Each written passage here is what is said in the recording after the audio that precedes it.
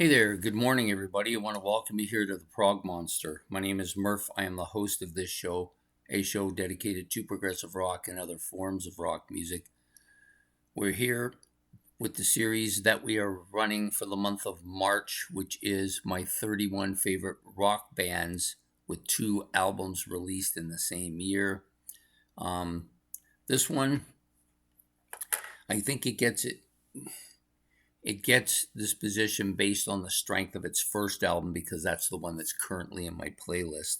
The other album is quite good, and I did listen to all of the studio albums by this band initially before I bought this, and each of the albums I thought, just from my own experience, I thought was better than the predecessor. So I'm thinking that if the first album is really good, which I think it is, then the albums that are coming after it have to be almost as good or better.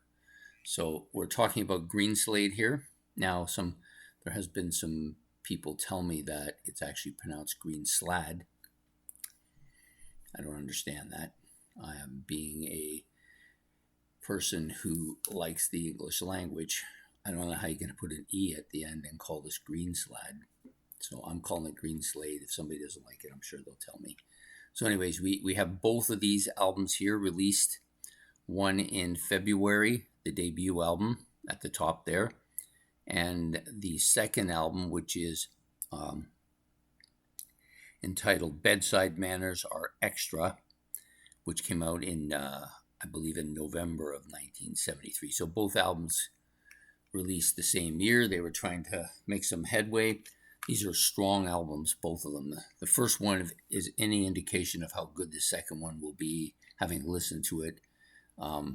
The keyboards, of course, you have 2 keyboardists, so it's very dominant instrument. But I think the bass player is a very underrated individual with this band. He's very strong. Tony Reeve, excellent bass player.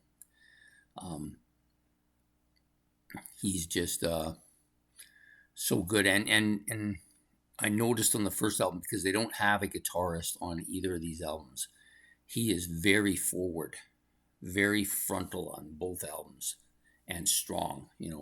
This album, the first one, their debut, really good stuff on here. I really like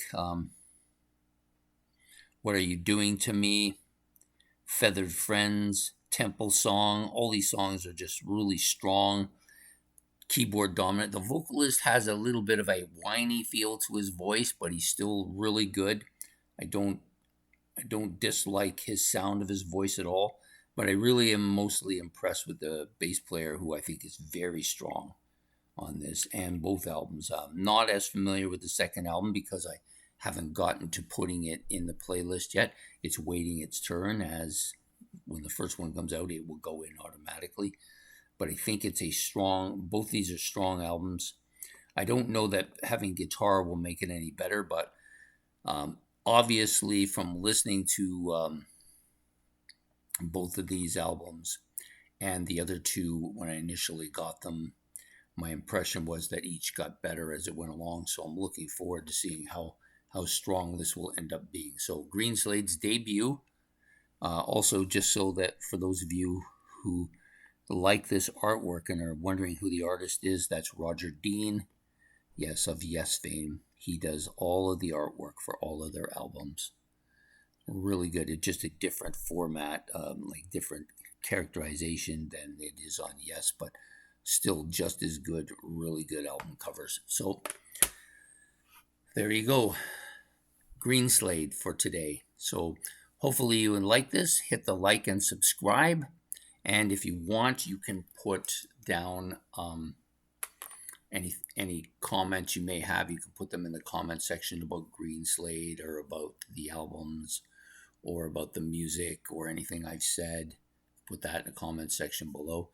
And we will be back tomorrow with another episode of my 31 favorite bands with 2 albums in the same year.